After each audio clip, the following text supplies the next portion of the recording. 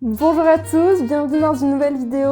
Aujourd'hui, je vais vous conseiller 5 thrillers à lire. Vous savez, ma passion pour les thrillers est énorme, donc j'avais envie un petit peu de chercher quel thriller pourrait être sympa et nouveau surtout. On adore La femme de ménage, mais je pense que vous avez entendu ce mot partout et on n'en peut plus, même si on l'adore et qu'elle reste dans notre cœur parce que ça reste un livre trop facile à lire. Mais j'avais envie de trouver des bons thrillers, des thrillers simples à lire, des thrillers nouveaux, de la nouveauté, parce que c'est vrai qu'à force d'en lire en plus, on a l'impression que on s'attend trop à la chute. Nous, on veut être choqués. Je vous ai sélectionné 5 thrillers que je n'ai pas lus moi-même et qui, en plus de ça, sont sortis courant début d'année 2026 ou fin d'année, je crois, si je ne me trompe pas. Donc, trop cool parce que c'est de la nouveauté, c'est ce qu'on veut. On passe au premier thriller. N'hésite surtout pas à t'abonner à ma chaîne, ça fait trop plaisir, ça me soutient et ça me donne les sourires. Le premier thriller dont j'avais envie de vous parler, c'est La locataire de Freida McFadden, celle qui a écrit La femme de ménage. Cette année, on va avoir droit à 3 livres traduit par elle, donc c'est trop cool. On est trop contents parce que c'est vrai que j'attends quand même pas mal de choses de sa part. Avec La femme de ménage et La psy, moi j'ai été conquise, donc trop contente de vous annoncer que La locataire sort en février. D'ailleurs, je crois qu'il va pas tarder à sortir. Si c'est pas cette semaine, c'est la semaine prochaine, mais pour vous, du coup, il sera sûrement déjà sorti. C'est l'histoire d'Emily qui emménage dans un nouvel appartement et les voisins sont trop louches.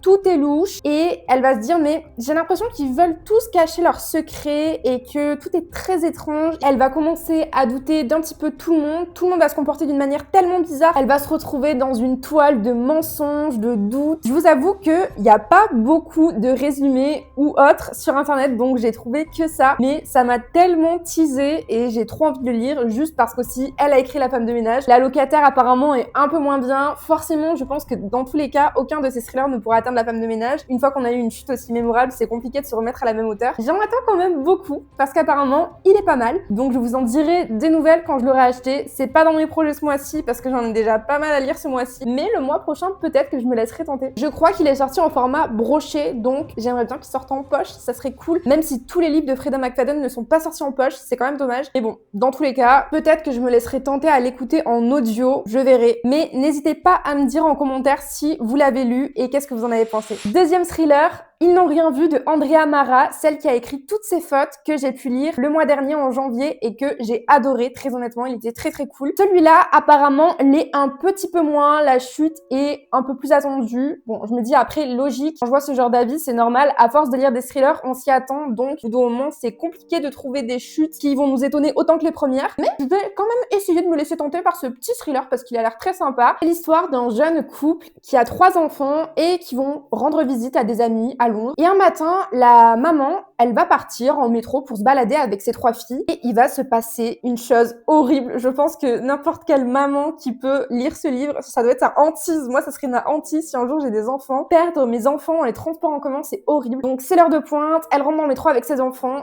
et une de leurs filles va se perdre dans le métro. Enfin, en fait, on sait pas, c'est toute l'intrigue du livre. Est-ce qu'elle est perdue? Est-ce que quelqu'un va tenter de la kidnapper? Est-ce que c'est un complot?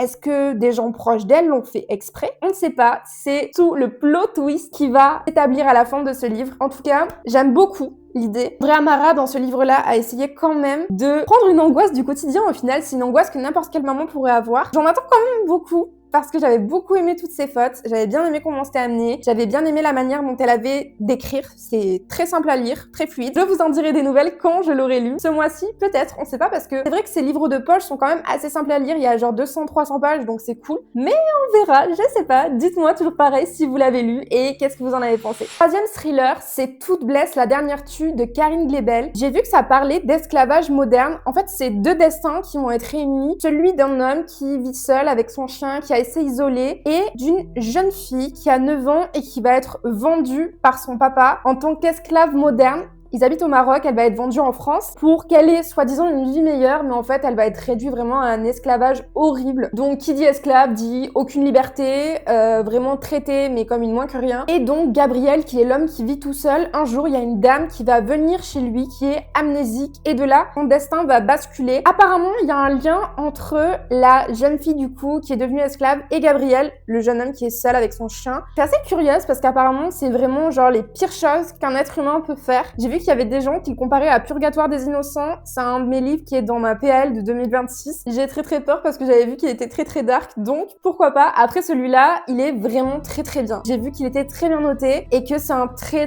bon thriller. Donc j'attends pour le lire et je vais le rajouter de ce pas à ma PL parce que vraiment il m'a l'air mais tellement cool. Dites-moi si vous l'avez lu, dites-moi si il est horrible, s'il est gore, dites-moi si vous avez peur. Quatrième thriller que j'ai acheté d'ailleurs et que je vais sûrement lire ce mois-ci, j'espère, si j'y arrive, c'est Le Cercle de Finsbury de B.A. Paris. Celui-là, ça fait tellement longtemps que je le vois passer dans les thrillers à lire que je me suis dit ok, je le veux. Donc mon copain me l'a acheté, je suis trop contente. C'est l'histoire de Alice et Léo qui se sont mis ensemble récemment et qui décident d'habiter ensemble. Léo, il a trouvé une petite maison assez sympa qui s'appelle Le Cercle de Finsbury. Ils décident du coup d'emménager là-bas tous les deux et ils vont se rendre compte que c'est un peu louche. Déjà, l'ancienne propriétaire est morte dans la maison. Ça fait un peu froid dans le dos. Voilà. C'est pas forcément foufou. Mais évidemment, elle n'est pas morte de mort naturelle, elle a été assassinée, donc ça rend le truc encore plus louche. Par la suite, Alice, elle va se rendre compte que c'est un peu bizarre parce que Léo, il lui a pas trop parlé de comment il avait réussi à se procurer cette maison, donc trop louche, trop bizarre. En plus, ils se connaissent depuis pas trop longtemps, donc trop bizarre. Ensuite, les voisins sont aussi très louches, on dirait qu'ils cachent beaucoup de choses, donc Alice, elle commence à avoir un petit peu peur. La maison qu'ils ont trouvée, du coup, c'est dans le Cercle de Finsbury, je l'ai pas précisé, mais c'est une résidence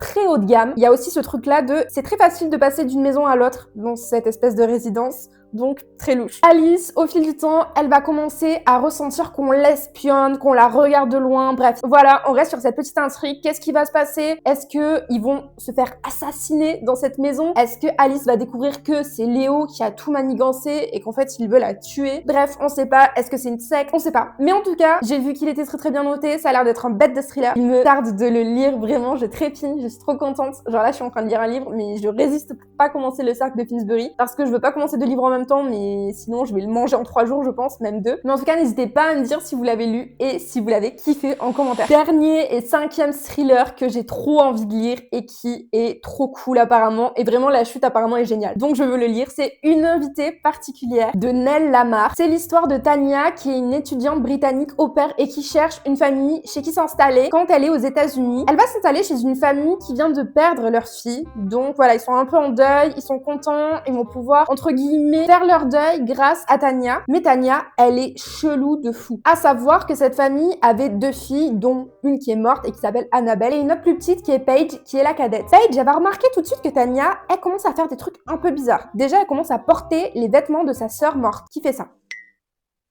Qui fait ça?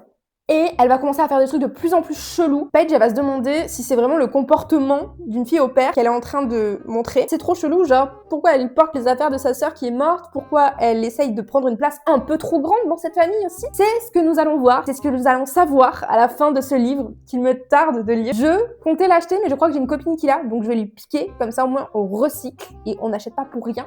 En tout cas, il me tarde vraiment de le lire parce que l'intrigue, je la trouve trop cool. Et je sais pas comment va être la chute, mais je sens qu'elle va être croustillante, je sens qu'elle va être cool. Donc, pourquoi pas. En tout cas, comme d'habitude, dites-moi en commentaire si vous l'avez lu, ce que vous en avez pensé, s'il est cool, combien vous lui mettez d'étoiles sur 5. Et moi, je vous dirai mon avis, sûrement dans les prochains mois. Cette vidéo touche à sa fin. Elle était très courte, mais je me suis dit que ça pouvait être sympa de faire des formats un peu courts comme ça pour prendre un peu plus le temps de chercher des bons livres et pas vous en proposer 15, 20 et vous les faire passer comme ça un par un sans forcément vous expliquer trop de quoi ça parle et vous dire le pourquoi du comment je les ai choisis. Je pense que je vais continuer ce format-là, mais avec d'autres genres littéraires, parce que, je sais pas, je kiffe. C'est simple à tourner, c'est simple à monter, je trouve que c'est simple à regarder, enfin je pense. Dites-moi en commentaire, faites-moi des retours. Je poste une vidéo tous les dimanches, donc n'hésitez pas à vous abonner. Vous pouvez même activer la petite cloche pour savoir quand est-ce que je poste. En général, c'est le dimanche à 10h, donc restez branchés. Vous pouvez aussi commenter ma vidéo en me disant quels sont vos gros bangers au niveau des thrillers. N'hésitez pas, dites-moi, parce que je suis en train d'alimenter ma PAL thriller. Voilà, c'était censé être une PAL normale, c'est une PAL thriller et roman. Aucun sens. Je vous fais plein de bisous et on se retrouve dimanche prochain.